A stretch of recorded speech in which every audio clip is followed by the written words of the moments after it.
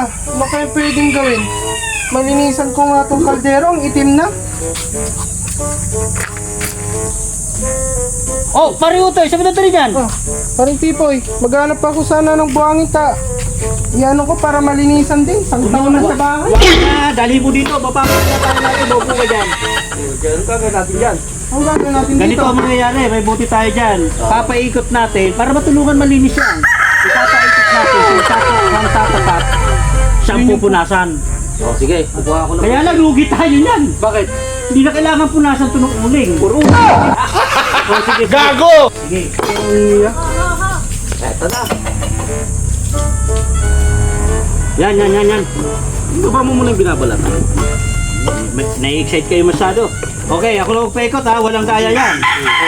Palitan na lang kung sino. 1, 2, 3. Hindi, wala. O, paano ba? Ikaw? Hindi boy, nakaganon. Hindi, pag dito lang ha. Okay, 1, 2, 3. Ikaw nga. Sabi ko na nga eh.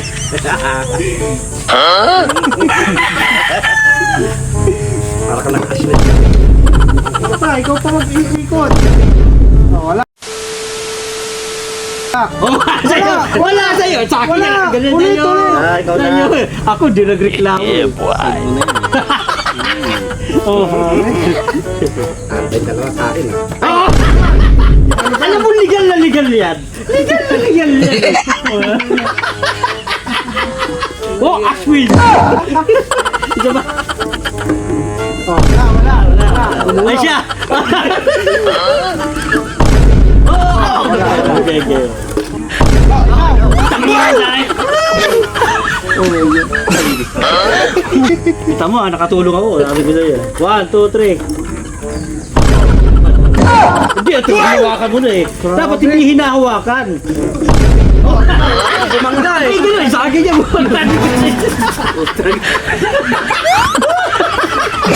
Madaya ako.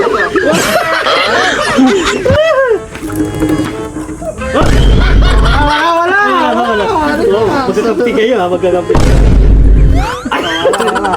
Saan dinadaan? Oo. Yun.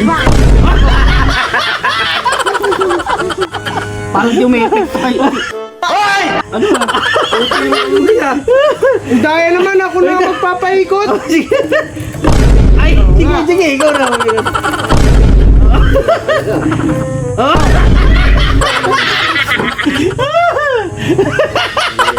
Sige, Kulen. Ikaw na. Dinadaya niyo ako eh.